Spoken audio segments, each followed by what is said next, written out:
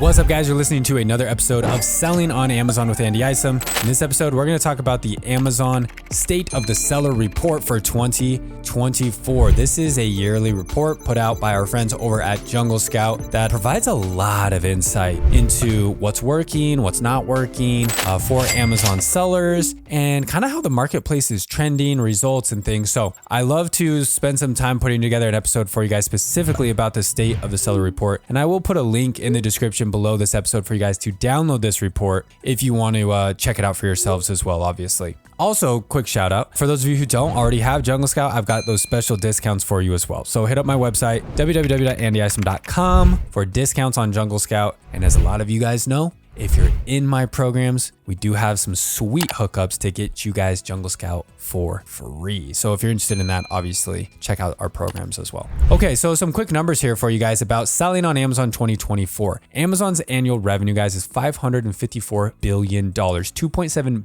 billion website visits every month, 300 million customers worldwide. It is absolutely insane, the vastness of Amazon. Now, something that's really cool here, guys, is third-party sales, which means people just like me, just like you, right? Selling their own branded products. That makes up 60% of sales on Amazon from third-party sellers like us. So all these numbers that you're seeing here, it's crazy to think that over half of everything sold is coming from people like us. So massive opportunity and money to be made. Now, I'm just kind of scrolling here. If you guys are watching on YouTube, you can follow along with me. If you're listening to the podcast, I'll just talk through kind of what I'm looking at. I am going to scroll over a few different pages here to kind of, again, focus on kind of the meat, the nitty gritty here. Top Amazon international marketplaces for sellers, brands, and enterprise businesses. Again, in this report this year, they really broke apart enterprise brands and small businesses, and we'll kind of distinguish those as well in a lot of this data. But the United States makes up 79% of the Amazon international marketplace. So by far the best marketplace to sell on. And I still tell all of my students that. They're talking a lot about AI, obviously. And so they asked in their survey, how many Amazon sellers, brands, and businesses are using AI? How they are using AI. 34% said they're using AI for writing and optimizing listings. 14% creating marketing and social media content, 7% keyword and SEO research. Then all the other stuff, guys, is pretty low right now as far as like product images and all that kind of stuff. AI isn't quite there yet for all that kind of stuff, but some people are potentially using it with that. Okay, let's define really quickly here Amazon sellers and small business versus enterprise brands. So in the report, Amazon sellers and SMBs are going to be solopreneurs, small, mid-sized businesses like most of us, doing less than $2 million in annual revenue. And then enterprise brands, guys, are going to be large brands, retailers, parent companies that sell products on Amazon that are doing $5 million or more on Amazon. And a lot of these guys are first party sellers, which means they sell to Amazon in Vendor Central, which is different than Seller Central. Okay. Let's talk demographics. Most people, guys, over 60% of people are aged 25 to 44 who do this business. 55% of people are located in the United States, and there's a nice little distribution of everywhere else, UK, Canada, India, territories, and then other countries. Gender, 67% reported as being male, so heavy on the male side of running Amazon business, 30% female. So again, I've said this before, a lot of opportunity for women to come in and make their mark with their brands on Amazon because there's a lot of women shopping on Amazon. So good opportunity for you women out there to build a brand that connects with women really well. 40% of people have a bachelor's degree or equivalent. So, I would say a lot of people who are doing this are educated in college. That's not to say you can't be successful doing this. Another thing that's interesting, guys, is 61% of Amazon sellers own 2 or more brands. So a lot of people are managing multiple brands, which to me shows that, people start brands, see the potential, want to expand into other areas, other markets, and maybe have another brand idea that they want to get rolling to. Here's something interesting. The employment, guys, 37% of sellers are employed working full time. So over a third of people selling on Amazon also have a full-time job. 22% do work exclusively on their e-commerce business. Other people are self-employed outside of selling online. Other people are employed part-time, working less than 40 hours a week. There's some students, retired, not employed. So the main takeaway here, guys, is this is a great business to do while you have a job, while you have a part-time job, or this could be your job. So lots of opportunities. Top focus areas in 2024 for Amazon sellers. Number one, try new marketing tactics. New marketing tactics. With the rising cost of Amazon PPC, this is definitely necessary. People are feeling this. Like, you got to get better at ads, testing new ad creatives, new advertising campaign types, doing marketing off of Amazon. Any way you can get in a competitive advantage in 2024. I'll read two more here. Top focus areas. Number two, expanding into other e-commerce platforms or online channels. Always smart. And then number three, increasing market share. So basically growing their brand within their market. I'm going to scroll down through a few of these pages. Top 10 business challenges for Amazon sellers specifically. And again, I'm reading off the small business. I'm kind of skipping over the enterprise results. There's enterprise results here too, but that doesn't really affect us, most of us listening. So we'll focus on what affects us. Again, top 10 challenges. Number one, getting customer reviews. It's crazy. I mean, it's not crazy. I understand why, but it is crazy to see that so many people are still so worried about reviews. Guys, review quantity doesn't really matter as much as people think. Review quality definitely does. You do need 5-star reviews, or at least a high 4.5-star average, right? The higher the average, the better. But you don't need 10,000 reviews to sell successfully on Amazon. I tell all my students, get to 50. If you can get to 55-star reviews, at that point, you can kind of forget about really working for reviews. They'll come in naturally over time, but just you don't really need to stress about it. Number two, product research, including finding or developing a new product. Ooh, so this would apply, again, this survey is to people who, most of the people responding here are people who sell. So of people who are already selling, product research is one of their biggest challenges. Like, what do I sell next? What's my next design? What's my next variation? What's my next product line? So still a lot of stress and struggle with coming up with those products, which is something, again, that we're focusing more and more on helping our students make sure they execute, and even actually providing product ideas for people from our design team. Number three, trying new marketing tactics. So again, people are just, it's hard. It's hard to do TikTok shop. It's hard to do Instagram and figure out all these different marketing strategies out there, which again is another reason why we're trying to provide this service for people, where we run ads for people, because we're able to test a lot of these different strategies that might be a little bit more technical than people are able to really understand and optimize themselves. Same here with number four, optimizing product listings. Number six, managing PPC advertising. So again, all these things we're trying to help our clients and our students do better in 2024 and moving forward. Top 10 external challenges for everyone. Number one, increasing ad costs. Number two, increasing shipping costs. Number three, increasing cost of goods. Basically, cost of everything goes up over time. That's no surprise, guys. That's the way inflation works, right? Everything gets more expensive, more competition, drives up costs. So it doesn't mean the opportunity is gone. It just means you got to be better. It just means you got to be better. The opportunity is still there. You saw $550 billion. The money's still there to be made. You just got to execute better. So being able to invest more into your education, to your execution, into your brand, into your marketing,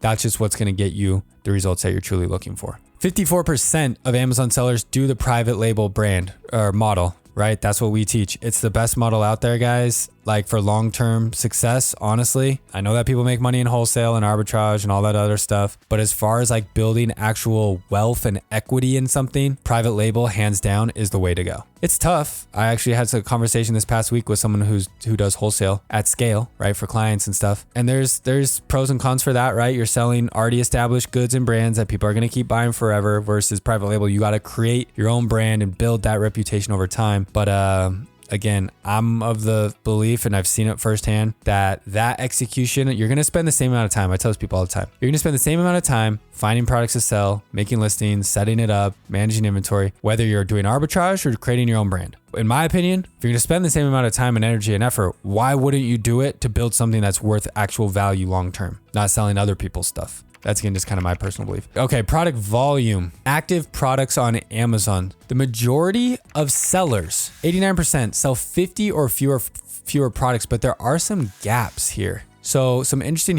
things from the chart. 26% of sellers sell one product. What does that tell you? Tells you guys that a lot of people, you see those numbers like there's 2 million sellers on Amazon. Oh my gosh, it's so saturated. Yeah, but it's saturated by a lot of people who are just still figuring it out, or don't even figure it out. They only ever sell one product and they can't figure it out, and then they sell for a while and quit. And these people just churn like crazy. So every day, hundreds of people come, thousands of people come and start their brand, and every day, 1,000 people quit their brand, because they only ever sell one product. Now there's a nice little bump right here. 14% are in that 6 to 10 product range. That makes a lot of sense to me. That's the range where you probably are starting to reach profitability. You're probably even making a little bit of income. And if you're doing this by yourself, getting further than the 6 to 10 product range can feel a little daunting. And so you might just kind of be content in that range, or that's what feels manageable for you. Something else interesting from this chart, 2% have more than 1,000 products. That's crazy. But those are those big brands, big sellers that are making serious money. 61% of all Amazon businesses price their products between $16 and $50. Honestly, that's just a sweet spot. There's so many products in that price range. Impulse buy, not a lot of research. You don't have to really do much outside. Well, I don't want to say you shouldn't, but you don't have to do much outside of Amazon as far as like, oh, I gotta have all these YouTube tutorials and product reviews. It's like if people look at it and it's less than $50 and they're like, yeah, this looks pretty good, reviews are solid, they'll give it a chance and buy it. And most people, honestly, with that price range too, don't really take the time and energy to return stuff as often. Let's talk about sales and profitability. 52% of Amazon sellers report sales above $1,000 per month. 30% of sellers report sales above $5,000 per month. That's pretty solid. So almost a third of all sellers are doing $5,000 a month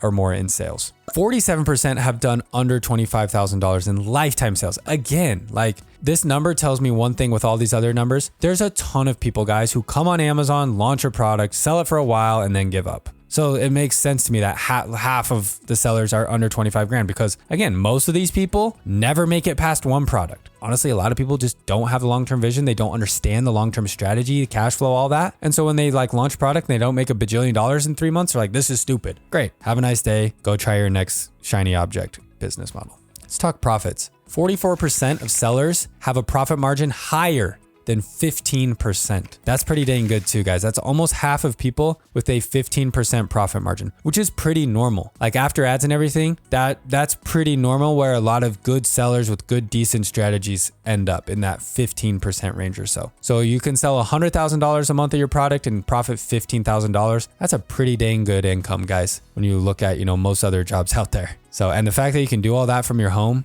and it's not too crazy to manage that, it's what makes this such an amazing opportunity. 30% of sellers have lifetime profits over $50,000. Again, that's a sweet number. Like a third of everyone who has sold on Amazon or sellers currently have made at least $50,000 in profit. Again, you just got to execute. You just got to execute. Don't fall into the trap of the people who don't have a long-term vision, don't know the strategy, don't execute, and launch a crappy product and give up after 3 months. How much time do sellers spend per week on their business? Most sellers manage their Amazon businesses in 4 to 20 hours per week, okay? 31% said they spend 4 to 10 hours, which would be about an hour to 2 per day, 5 days a week, which is pretty normal. 21% said 11 to 20 hours. So that puts about half of people are spending 20 hours or less per week managing. Well, actually there's 19% who spend fewer than 4 hours. So 1 out of 5 people spend less than an hour a day running their brand. So again, I'm just telling you guys, like a lot of people can get this done in an hour or 2 a day. And when you scale, yeah, it's going to take a little bit more time, but when you scale and you reach profitability and stuff, you can start to outsource that. That's what we're here for. Like, hey, I'm scaling, I'm growing. I don't got time to manage my ads. I don't got time to manage my account. I don't got time to do this. Great. Hire someone. You already know the process. You can hold them accountable. Hire someone to do it for you. That's what smart people do, is you hire people if you want to grow.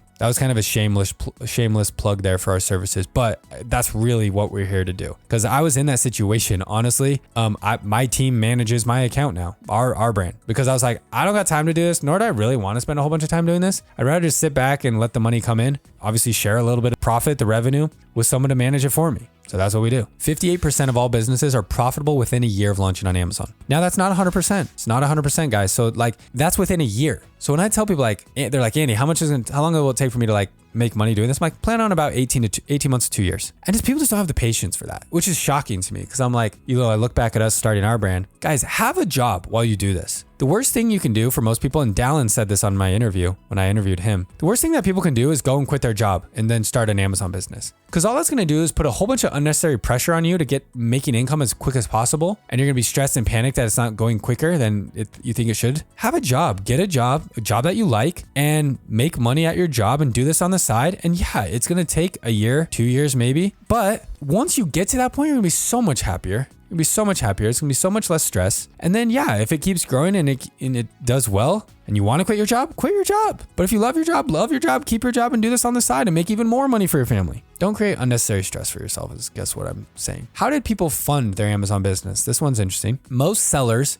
are bootstrappers. 81% say at least partially funded their business with their own cash, which is, again, what I recommend for most people. 23% said a credit card. But then you got personal loan, business loan. Guys, here's the thing. To start, I highly recommend using your own money because that's where most of the risk happens, is to start. To scale, most of the risk is minimized by that point. So to start, you start with 10, 20, 30, 40, whatever it is, $1,000. If it doesn't go well, it's not the end of the world. Here's what's crazy, and I don't think we talk about this enough. I think I talked about this in my coaching group a few weeks ago. Guys, we'll go out there and we'll spend, Americans, right? We'll go out there and we'll spend $90,000 on a car. Like my wife and I, we look up cars, SUVs and stuff because, we'd love to get an SUV here someday. And we look up new SUVs, nice ones, and, call me crazy, but like we look at it and it's like $90,000, $120,000 for a brand new 2024 SUV. We'll pay that off in 5 years, 6 years and not blink an eye. Like, yeah, okay. Yeah, I'll spend $1,000 a month for the next 5 years to pay off this car for 80 grand. But for some reason, when it's like, okay, spend $1,000 a month for the next 5 years growing your own business, that's going to make you 20 grand a month for the next 5 years. For some reason, that's like asinine to even suggest to people. They're like, oh, absolutely not. Like how much are you willing to spend to start your business? $500. Okay, how much are you willing to spend on a new GMC Yukon Denali?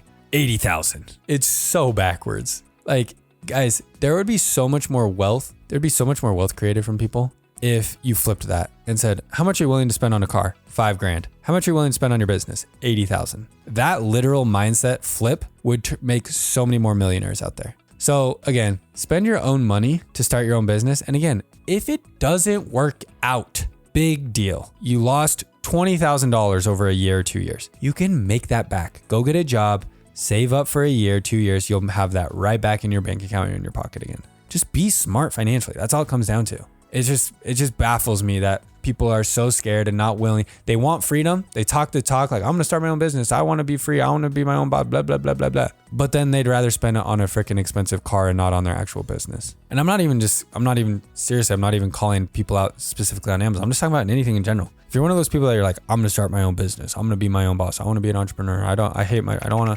Can't work for the man. Then put your money where your mouth is and quit spending your money on stupid stuff and spend it on yourself, whatever that business is. But put your money where your mouth is and invest in yourself, an amount that actually stretches you, the way that you stretch your budget to get a new BMW. Okay, let's talk about, we'll kind of skip over this. So these are just showing like marketing investments. Where are people spending money to advertise their products on search engines, on social media, on e-commerce platforms?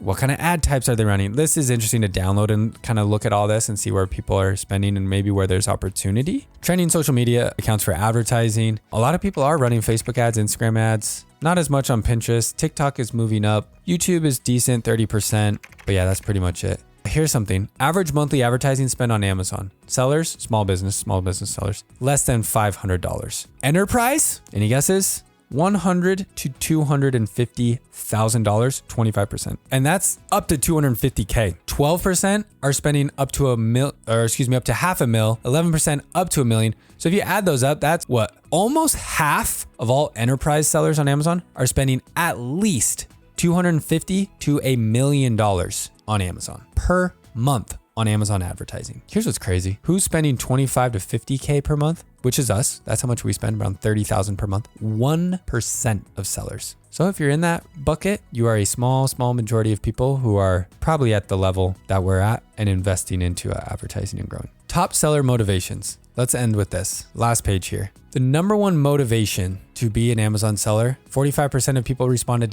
and said to be my own boss. 41% to earn extra income on top of existing income, which I think is the perfect model for most people. 40% said flexibility to work anywhere or travel. Also, super side hack of just accumulating massive credit card points. Oh my gosh, I literally can't say this enough. My family, every trip we go on, going to a few big trips every year, 100% free. Hawaii for a week, Cancun for a week, Disneyland, Taylor Swift concerts, wherever you're flying to and going to, free, guys, thanks to your credit card points from your business. Most Americans, if you work for the man, you have a 9 to 5, you'll never be able to save up enough credit card points to do legitimate stuff like that every year. It's just not possible. Even like a family of 3 kids, you have a corporate job or your wife, even if you're like all your groceries, your gas, you're putting it all on your Amex Gold credit card, guys, I have a personal Amex card that I use just for personal expenses, right? Going grocery shopping, gas, whatever. In a year, and I have 2 kids, my wife and I, in a year, and we spend a lot, I probably gain maybe 200,000 Amex miles in a full year. 200,000. That's like barely enough to get my wife and I to Hawaii just for the flight. So forget getting the kids on the flight, forget the hotels, forget the rental cars. That's like, okay, full year of spending a crap ton on our Amex. My wife and I can pay for our flights to Hawaii. That's nice, I guess. But I'm talking like, I want to go for free. Like flight is free, hotel for a week is free, rental car is free, the kids get there free. Like if that's where you want to do like multiple, like I want to do a spring and a winter vacation, it's almost impossible to do that yearly just from a normal American working a 9 to 5. So this is a huge benefit of being your own boss and being able to spend a lot of money to operate your own business on credit cards to get points. Guys, again, state of the seller report here. You can download from Jungle Scout. I'll throw a link for you guys here in the description to get it downloaded. But I love checking out this report every year and seeing kind of what the state of Amazon is and see kind of where I fall right in those metrics personally with our brand, but kind of see like, okay, where are my students falling? Are we like keeping up pace? Are we ahead of pace, right? With all these different things. So check it out, download it, check out the links in the description. Guys, we got more episodes on the way. I'm Andy. You're listening to Selling on Amazon with Andy Isom. We'll see you in the next episode.